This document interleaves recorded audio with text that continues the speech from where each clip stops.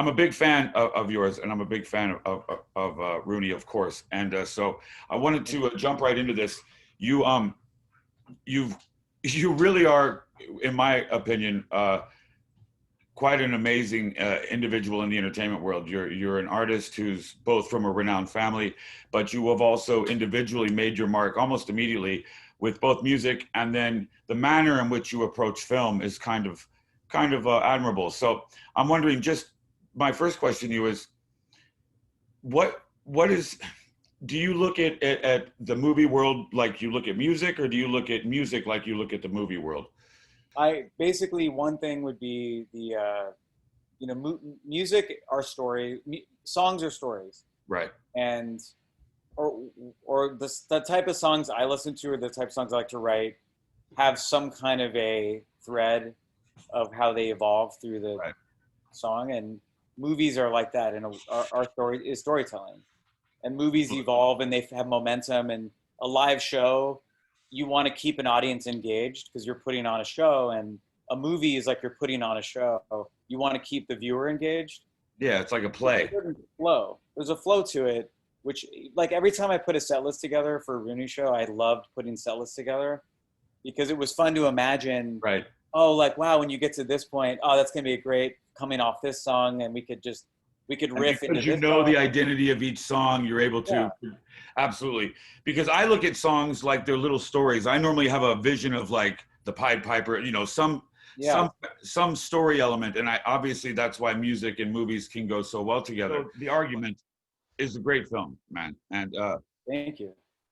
of course, you know, MQ is Maggie Q. Yeah. She hadn't really done a movie like this for many years. Exactly. I mean, comedy too for her is different. How did she enjoy it? I mean, can you? I mean, is Of course. Awesome?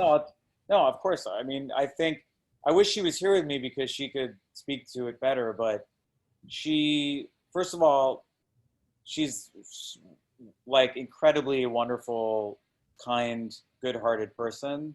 She's extremely genuine. Right. She's been able to be a part of really big productions. She's been around some incredible filmmakers and other actors, and she has a background in a lot of physical work, a lot of action, demanding on her sort of the physicality of it.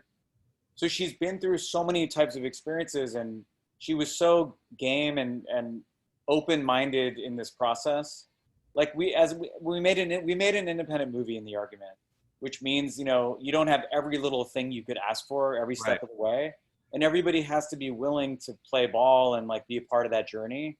Right. And Maggie, more like, cooperative effort for sure. So she was totally on board. There was no what my friends call like big timing people, which can happen. Right. I have a lot of friends who are friends with baseball players, and they say if they ever got if they ever got too ahead of themselves, their ego got too big, they'd call it like getting big timed. Right. But anyway, I think that everybody on our cast, I'll speak beyond Maggie now. Like, everybody was very willing to be a part of this project from the get-go. Everybody, and it's what you can ask for. Everybody read the script and really, really liked like what they read, and they wanted to be a part of it. They opted in to it, which is what the characters in the movie go through. They opt into recreating the night. Right, yeah. Our actors opted into this type of production, independent. We shot very quickly. It was very free-flowing. We had very little time to get everybody's coverage, but I think everybody really rose to the occasion and delivered some really incredible performances. Absolutely. Which is what I clued into. You know, I'm a musician, but I love what we do. I love show business, and I love movie making. My uncle worked for Clint Eastwood for a long time, and I love it.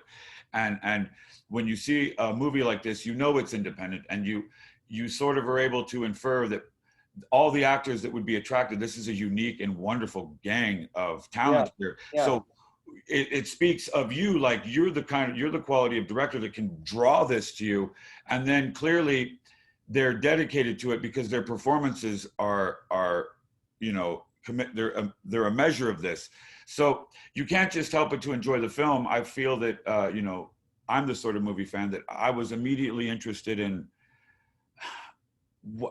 you really clearly are a wonderful movie maker, and when you draw that kind of talent to you, do you look at it the way you draw a group of musicians when you're approaching a record? Is it musical? Totally, like it's exactly like that. Ah, It's so much like that. And I think that movies are very, very collaborative. Like I think that's where there's a big line to maybe draw. Music is collaborative, but there are some musicians or types of music that doesn't need a full collaboration. You can just absolutely go alone and be home and write and record, and absolutely. you're good. They might work better that way. Yeah, I mean, it's whatever that music or that the intention behind that music sort of dictates the process. But this, an independent feature takes a village. Everyone on the crew, like everybody works really hard on the project to deliver, like across the board, and we all feel grateful to even have that type of attitude across the board. That's I think every actor would show up to set knowing sort of what we were all signing up for together. So I feel like that really set the tone for the project.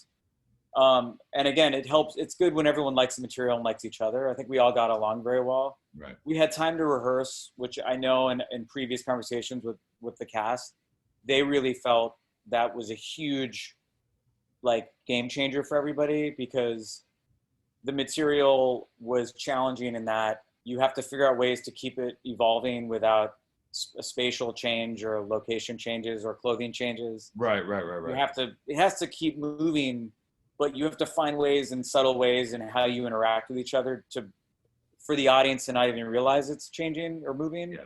It's a subconscious thing, even visually, and I could explain that.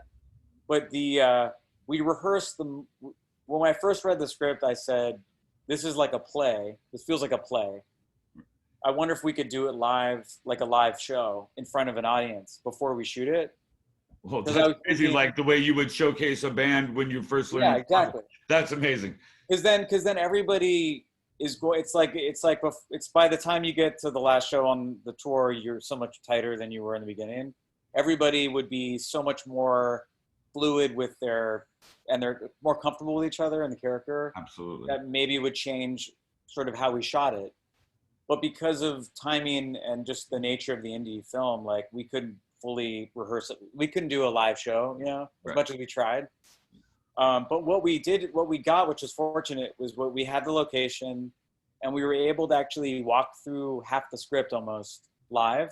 Oh, wow. So we almost did it. There's a show in New York called Sleep No More. It's like an immersive theater show. Yeah. I recommend it for everybody watching.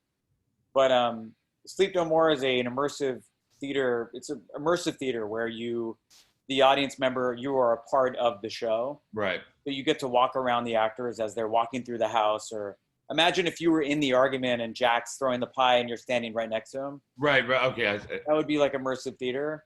So we got to block and walk through the whole show movie live, and the DP and I just followed the actors around as they performed the movie live in the house, and everybody was open to it. Like, for example, like the doorbell rings and Jack opens it. Wasn't it great? And standing there is Maggie and Q and Danny Pudi. So we got to sort of start to set up what would be the shot list for how we would achieve this movie, and then the actors got to feel the flow. They walked in rather than cutting where the movie cuts. Right. They just continued the action. So it was really cool. I mean, it was very valuable time. We rehearsed it all the way up until when the other 5 actors, the supporting actors, arrive at the end of the movie. Right. It's almost like you stacked it like 3-dimensional chess. It was pretty cool. I mean, I wish we had a 3-dimensional camera, because you could have actually an audience member could have been a part of that. But it was really, by the time we got to the shooting schedule, we were able to move so much faster because we had done our homework on the rehearsal time. Right. and on the physicality of it. So when Jack goes to pour a drink and Maggie sits down, it wasn't a question while on day 3 of the shoot. Maggie already knew she was going to go there, sit down. It was familiar territory. This was treating it like it was a play. Exactly, and that was the benefit of that rehearsal time. It was pretty cool. It was a concept. Well, I think when you have an indie production, so to speak, and it requires dedication, you end up in the long run with a greater more even talent pool. And instead of having just magicians, you have wizards, and more wizards come together as opposed to technicians. Yeah. So, and I feel like, and really, I mean, upon being a fan of yours, one of the main reasons I wanted to do this particular interview because of this particular film is because I really felt like in watching it that these things were accomplished. And I felt like I knew that the second I got in front of this camera with you, that you were going to exactly be what I was like a true filmmaker. Like, it's been a long time since we've had a real Jerry Lewis, but a Jerry Lewis mixed with John Wayne would be really mixed with Clint Eastwood. Now that would be a creature. And coming from the background that you have, which is so total, a complete thing, I really, I just want to say, as a fan, I really love the choices you make, and I think you've made an incredible film with this. Thank you, I appreciate that. What I would be interested in, what would you be planning on doing next? Do you have any idea what the next? Yeah, there are different films and like projects I've been working on that are like I hate to say development because it sounds so like a term or something, Right, but right. there are things in the works that I'm excited about and would hope to put together, hope they come to fruition. You're workshopping a couple of ideas. Yeah, and they're all different styles, like a different approach to each one. You know, when like when a batter goes up to swing and they swing 2 bats or they put a weight on the bat. Yeah, absolutely. And then by the time you swing it, it's much lighter. And right. I feel like getting to work on a film, like all the movies I've been able to work on so far, which Dreamland was the movie I made, my first film, and then I made The Unicorn and then The Argument. Each one is like swinging a couple bats, because each one, it's sort of, you build new muscles. And I think that I know a lot of friends that are filmmakers, and there's a frustration felt amongst every artist because you have you set a personal expectation sometimes. Right. And your happiness is determined in relation to the expectations you set for yourself. Absolutely. And being able to execute those.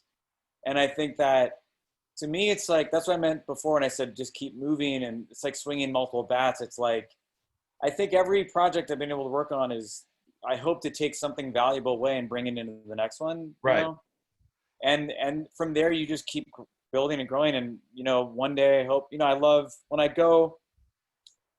get in bed and like rent a movie in bed or watch a movie at night, I usually end up watching like action movies and thrillers and horror movies. So I don't always watch the movies I get to make sometimes. Like, I mean, by other filmmakers, the movies I've been able to make, I really enjoy them to like watch them. And even in the making of them process, you watch a movie so many times when you're editing a movie, and when you color correct a movie or you mix a movie. Yeah, absolutely. You watch it so much that it becomes like almost crazy how much you've seen the movie. But I enjoy the process. I enjoy watching him. I stand by what we've made creatively. But it's fun to like sink your teeth into other genres and other challenges that are out there in filmmaking. Right. But these are all just like, it's been like a real like pleasure to work on these. And I feel really lucky to have been a part of these movies, especially this one. Just meeting the cast I met. You mentioned Maggie. Like, everybody's very, very, very nice. Like, very collaborative. They're all very talented.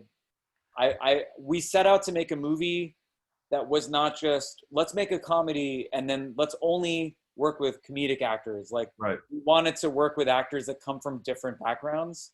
Therein lies the challenge of achieving the comedy. You know what I mean? Exactly. And that's where you see in those performances, it's the accomplishment becomes, I think, very clear. When it's not Jim Carrey, then and the comedy is achieved, you're like, oh. Yeah, no, absolutely. I think that it's interesting to see. I'll give another musical reference, but like there's certain habits everybody creates, like musically. Right. Like there's certain ways people play music that end up being how they're known for. It's also sometimes maybe hard to like change up somebody's musical style and abilities and rethink their instrument. it's interesting when a guitar player plays drums or a piano player plays bass, you throw something new in the mix that's unexpected from them creatively. Right. And I think if you could apply that analogy to this movie, like, Maggie might be known for like her bass skills or drumming. And in this movie, she got to play lead guitar, and she did things that maybe even a lead guitarist was like, whoa, I would never think about that. Right. Comedically, she did things that aren't just straight up what everybody does comedically. And I think it really played well for her character. And when people see the movie, they spotlight certain actors in the movie of doing something unusual and unexpected. Absolutely. Yeah. And also, that's like the best compliment, I think, for everybody. Precise. It's the compliment that gives itself, so to speak, and it's well deserved. You carry yourself with a natural, humble, quality that's really refreshing, and very sincere, and it shows in your films. Now I'm wondering, you talk about how everything we do, we want to pull something from it. I'm wondering what your next musical endeavor will be, and I'm wondering how the cinematic thing you've done. I'm just personally, as a fan, I'm very curious. I think that what would be really, I've been very satisfied because I've been able to write songs for the movies I've worked on. I've been able to contribute score or original songs for The Argument. It's been nice to kind of like think about the musical component while we're shooting, because it's part of the journey early on in the process. Right. But I've been able to contribute music to the movies I've directed. So it kind of brings everything full circle. It would be really fun to do like a straight up, like do a movie that really heavily features music. Right. So that there's a way to tell a story that's personal on the musical side too. It'd be really fun to do that. Right. Anyway, that would be a new experience. Like a Rocky Horror Picture Show or yeah, exactly. I would love to. I love musicals. It's fun that when you do a musical that can bring music to it that's really unusual or unexpected, not just like straight up what you have seen before in something else. Well, I'm going to petition you to make this movie now. I want. Thank you. And anytime you want, I would love to make some music with you. Thank you very much. That'd be awesome. But I'd love to make it. I'd love to make a new record. I tried to stagger. Like I tried to make a movie and then go on the road. Right. That's what I was kind of getting at. Yeah. Yeah. Like after we wrapped The Argument, I went on tour, and I got to cut the movie on the road a little bit. And then the editor flew out and met me on the road, and we cut on some days. So then it all is actively feeding itself. Yeah, definitely. In real time. That's beautiful, man. And on the Unicorn, if you had been we toured, we had a bus on the road, and I turned the back lounge into an edit room, and I was cutting the movie in the back before the show. That's beautiful. So I would sound check and then cut and then play and then cut. That's just a beautiful. It was so productive. It was so fun. Because also like everyone on the road with me could come back and like watch a scene, and it was fun to hear them laugh and like. But also just to see that to me, that's what we do is dream. It's a dream job. You know what I mean? It's a wonderful gift. And when people do it with enthusiasm, it's an even better gift. Yeah, definitely. You've actually answered all my questions. I know we didn't, but I wanted you. I was a little nervous because I'm a fan first. So I hope that didn't interfere too much with the interview. No, I'm happy that you enjoyed the movie and we can talk about it. I'm a movie fan, and I'm a movie fanatic, so to speak, and especially in the times of these house arrest, quarantine or whatever, it's been a lot of movie time. And I've been revisiting my Ralph Bakshi, but then getting to see something like The Argument where I'm like, this is awesome. And it's well made, it's hilarious in the right places, and it's made by someone who you want to do well, and I really think the movie is awesome, dude, and I hope you continue to make films like this. Thank you. That means a lot. I really appreciate that. And I think, the movie's coming out on September 4th. So right. My mother's birthday. Amazing. Send those good vibes to us.